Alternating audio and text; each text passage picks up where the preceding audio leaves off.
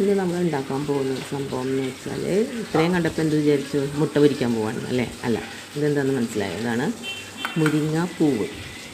ഒരു കുറേയേറെ വർഷങ്ങൾക്ക് ശേഷമാണ് കേട്ടോ ഈ സംഭവം നമ്മുടെ കയ്യിൽ കിട്ടുന്നത്.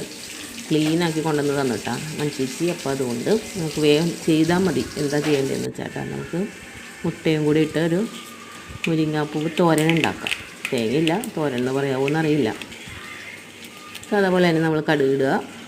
അതിനുള്ള ഇൻഗ്രീഡിയൻസ്: വേപ്പില, ചെറിയ ഉള്ളി, പച്ചമുളക്, പിന്നെന്താ കടുക് വറ, ലേശം ഉപ്പ്, കുറച്ച് മഞ്ഞൾപ്പൊടി. നന്നായി മിക്സ് ചെയ്യുക.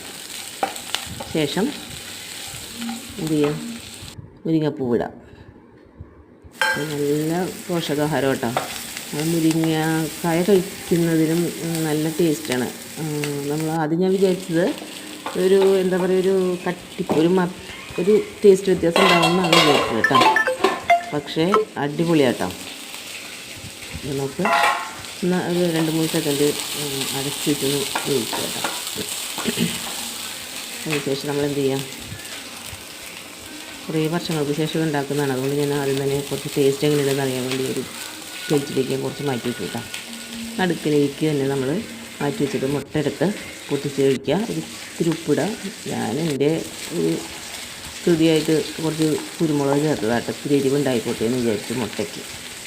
അതും കൂടി ചേർത്ത് നന്നായി മിക്സ് ചെയ്ത്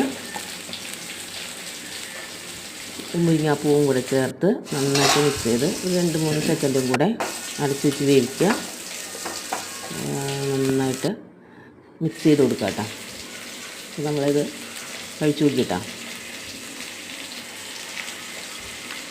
സൂപ്പറാണേ. അതിൽ കുറച്ചുണ്ട്, നമുക്ക് എന്ത് ചെയ്യാം, ഞാൻ ദൂരം എടുത്ത് നോക്കാം കേട്ടോ. ഒരു